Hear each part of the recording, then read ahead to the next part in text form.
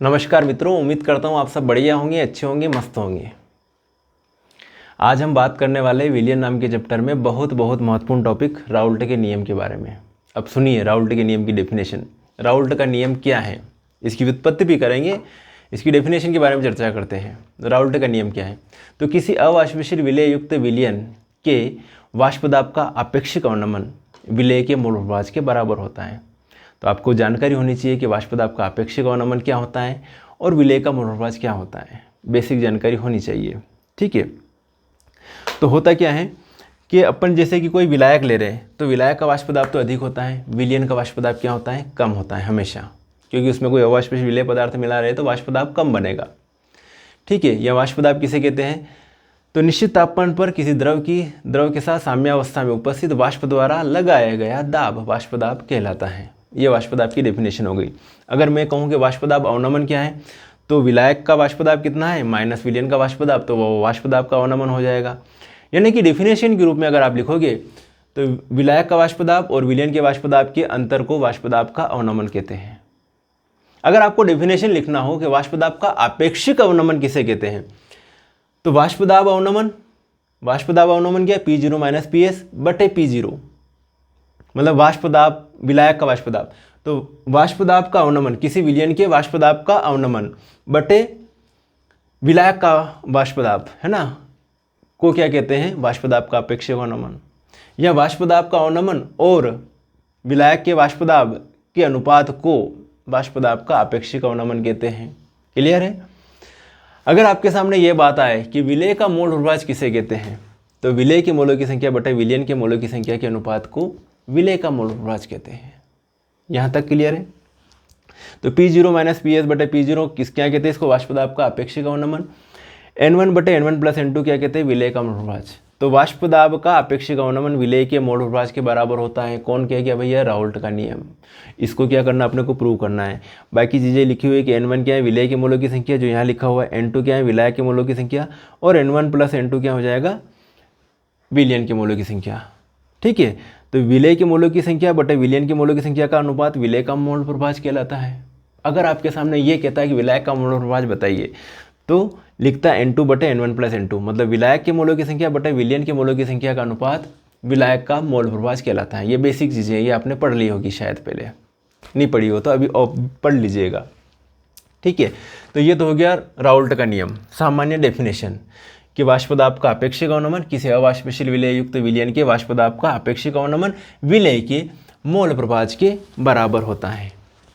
Clear है? बढ़े आगे। अब राउल्ट के नियम की अपने को व्युत्पत्ति करनी, इसको सिद्ध करना है। कैसे सिद्ध करेंगे भैया? हम सिद्ध करेंगे भैया, बिल्कुल सिद्ध करेंगे। क्या लिखूं मैं? राउल्ट के नियम की व्युत्पत्ति। नोट कीजिएगा, राउल्ट के लिखते जाइएगा साथ के साथ में, नियम की व्युत्पत्ति। भाई ऐसे व्युत्पत्ति,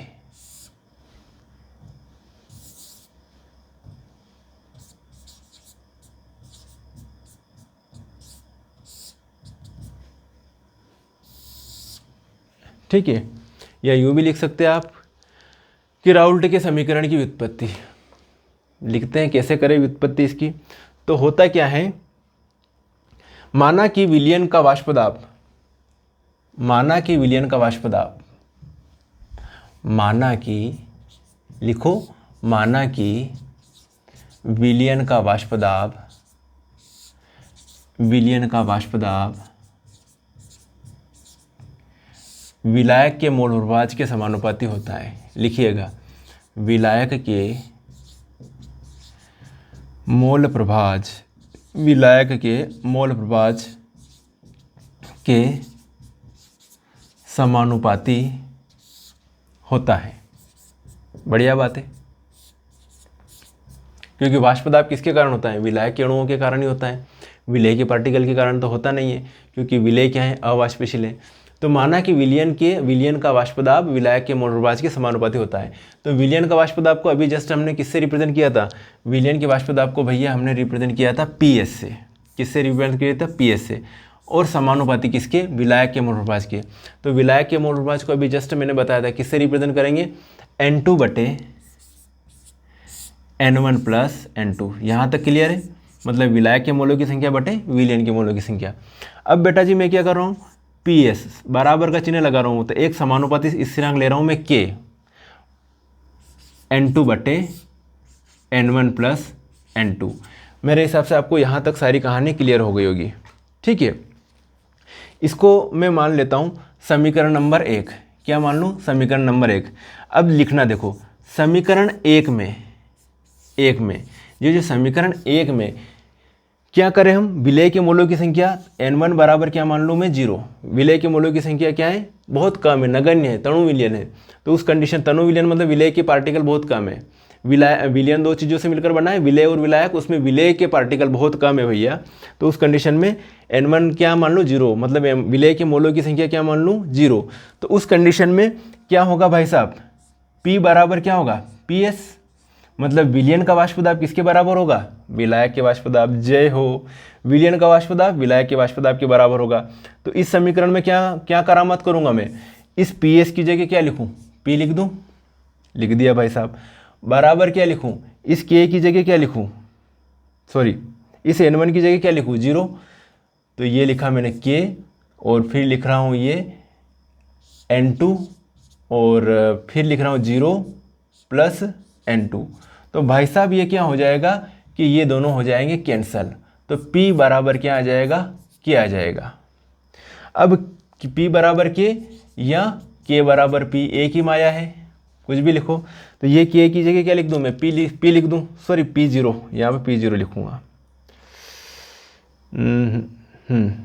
P0, यहाँ पर भी P0 और यहाँ पर P0, थोड़ा इंडिकेशन होना चाहिए। विलायक का वाष्पदाब P0, विलायक का वाष्पदाब क्या है P0। अब आगे देखना ध्यान से, तो K का मान समीकरण 1 में रखने पर, K का समानुपाती स्थिरांक K का मान समीकरण 1 में रखने पर, रख लो भैया। समीकरण 1 दिख रही है आपको, समीकरण 1 मुझे तो दिख रही है ये वाली। तो क्या लिखूं, PS बराबर P N2 बटे N1 प्लस N2। यहाँ तक क्लियर हो गया मेरे हिसाब से, यहाँ तक आपको क्लियर हो चुका होगा। या इसको क्या लिख दूँ, आगे देखना ध्यान से, PS बटे, अरे P0 क्यों लिखना भूल जाता हूँ, P0, PS बटे P0, P0 क्या है, विलायक का वाष्पदाब, बराबर N2 बटे N1 प्लस N2। अब क्या करेंगे, करामत करेंगे इसको 1 से घटाने पर, है ना, 1 से दोनों पक्षों को घटाने पर, दोनों पक्षों को घटाने पर, घटा लो भैया, 1 से दोनों पक्षों को घटाने पर। तो 1 माइनस PS बटे P0 बराबर 1 माइनस N2 बटे N1 प्लस N2। तो हम क्या लिख सकते हैं, P0 माइनस PS बटे P0 बराबर N1 plus N2 minus N2 बटे N1 प्लस N2। ध्यान से देखिएगा आप, क्या चीज़ें, क्या करामत हो रही है यहाँ पर यह करामत हो रही कि इससे ये कैंसिल हो जाएगा। तो ये इक्वेशन अपने को मिलेगी P0 माइनस PS बटे P0 बराबर N1 बटे N1 प्लस N2। अपने को यही तो प्रूव करना था। यह समीकरण राउल्ट के नियम का पालन करती है। ठीक है, यह राउल्ट का समीकरण का प्रथम रूप है, ये वाला।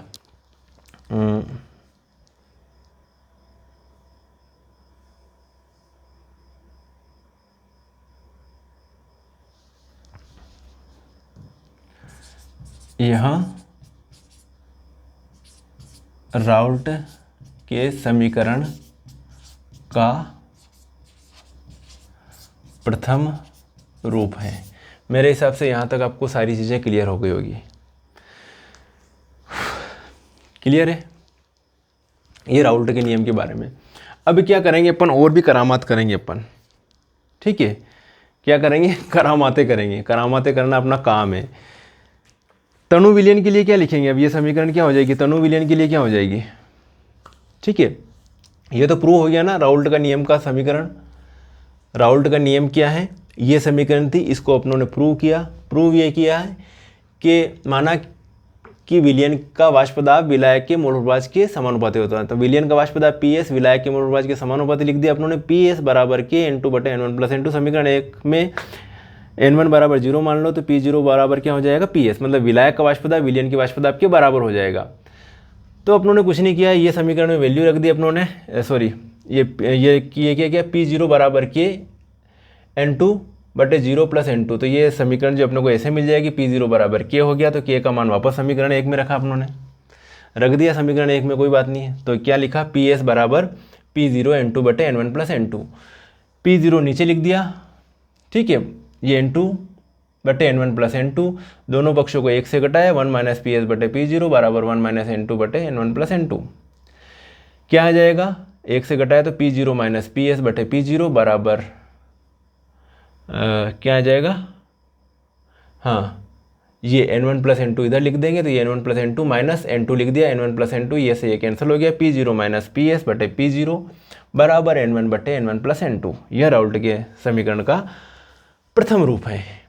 ठीक है, यहाँ तक क्लियर है। अब इसमें थोड़ा और चेंजेस कर सकते हैं, अपनी मर्जी है। क्या चेंजेस कर सकते हैं, अत्यंत तनु विलयन के लिए, अत्यंत तनु विलयन के लिए, अत्यंत तनु विलयन के लिए, अत्यंत तनु विलयन के लिए विलय के मोलों की संख्या क्या है, नगण्य। तो N1 बराबर क्या मान लेंगे अपन, 0। तो उस कंडीशन में क्या लिख सकते हैं, P0 माइनस PS बटे P0 बराबर, ये इसकी जगह 0 मानेंगे N1 की जगह, तो बराबर क्या लिख देंगे, बराबर N1 बटे N2, ये हो जाएगा। अत्यंत तनु विलयन के लिए ये चीज़ भी लिख सकते हैं अपन। क्लियर है यहाँ तक। अब एक और अगला कैलकुलेशन आ जाएगा आपके सामने, एक और सवाल आ गया यहाँ पर, ये पूछ लिया कि वाष्प दाब अवनमन की सहायता से विलय का अणुभार ज्ञात करना। क्या है, वाष्प दाब अवनमन की सहायता से विलय का अणुभार ज्ञात करना। अलग चीज बता रहा हूँ, है ना, वाष्प दाब अवनमन की सहायता से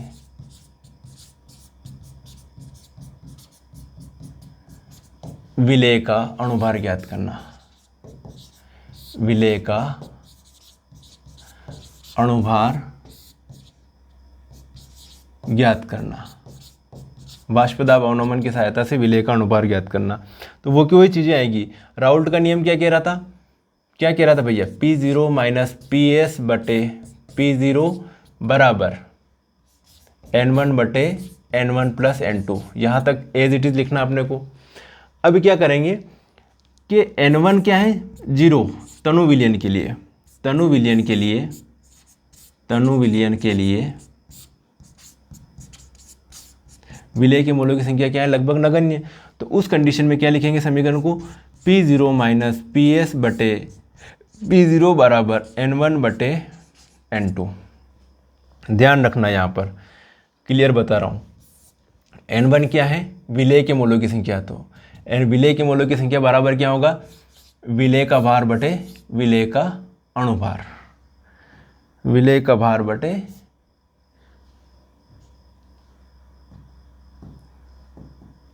विलय का भार बटे विलय का अणुभार। N2 क्या है, विलायक के मोलों की संख्या, तो विलायक का भार बटे विलायक का अणुभार। यहाँ पे M1 लिखूँ, चलो ठीक है, क्लियर है। विलय के मोलों की संख्या बराबर विलय का भार बटे विलय का अणुभार, विलायक के मोलों की संख्या बराबर विलायक का भार बटे विलायक का अणुभार, मतलब मोलों की संख्या बराबर क्या होता है, कुल मिला के भार बटे अणुभार। यहाँ तक मेरे हिसाब से आपको बात समझ में आ गई होगी। अब क्या करेंगे बेटा जी अपन, है ना, वाष्प दाब अवनमन की सहायता से विलय का अणुभार ज्ञात करना, ये चीज़ हम देख रहे हैं। ओके, तो ये जो समीकरण में क्या करेंगे अपन, ये इसकी जगह जो है N1 और N2 की जगह क्या लिखूंगा, P0 माइनस PS बटे P0 बराबर N1 की जगह क्या लिखूं, W1 बटे M1 और N2 की जगह क्या लिखूं, W2 बटे M2। ये लिख सकता हूँ मैं, हाँ बिल्कुल साहब लिख सकते हैं। यहाँ क्या लिखूं, P0, आगे बढ़ रहा हूँ, है ना, P0 माइनस PS बटे P0 बराबर W1 बटे M1 गुणित, ये M2 ऊपर चला जाएगा तो M2 बटे W2। इस सूत्र की सहायता से विलेय का अणुभार ज्ञात किया जा सकता है। इस सूत्र की सहायता से क्या ज्ञात कर सकते हैं? विलेय का अणुभार हम ज्ञात कर सकते हैं। ठीक है, जहाँ पर W1 क्या है? विलेय का भार। M1 क्या है? विलेय का अणुभार। M2 क्या है? विलायक का अणुभार। W2 क्या है? विलायक का भार। P0 माइनस PS बटे P0, ये तो आपको मालूम है ही है। P0 क्या है? विलायक का वाष्पदाब। PS क्या है? विलयन का वाष्पदाब। अब आपके सामने ये सारी चीज़ें, जैसे ये अणुभार ज्ञात करना, तो ये सारी चीज़ें आपको क्वेश्चन में दी हुई रहेगी, आप ये आसानी से निकाल सकते हो। ये मैं नेक्स्ट वीडियो में आपको बताऊंगा। ठीक है, तो मेरे हिसाब से ये राउल्ट का नियम आपको क्लियर हो चुका होगा, है ना। उपरोक्त समीकरण की सहायता से, उपरोक्त समीकरण की सहायता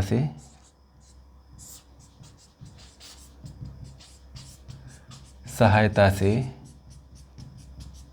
विलेय के अणुभार की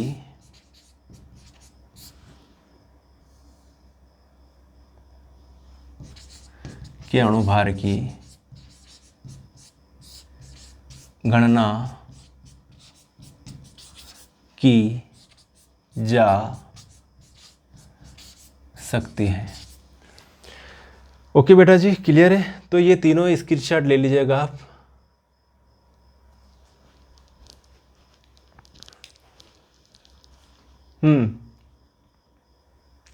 राउल्ट का नियम, राउल्ट के नियम की ये व्युत्पत्ति और इसकी सहायता से, वाष्पदाब अवनमन की सहायता से विलेय का अणुभार ज्ञात करना, ये चीज़ें हो जाएगी। आपका कंप्लीट हो गया ये क्वेश्चन। ठीक है मित्रों, उम्मीद करता हूँ आपको राउल्ट का नियम अच्छे से समझ में आया होगा। मिलेंगे फिर नेक्स्ट वीडियो में, तब तक के लिए ओके बाय, जय हिंद।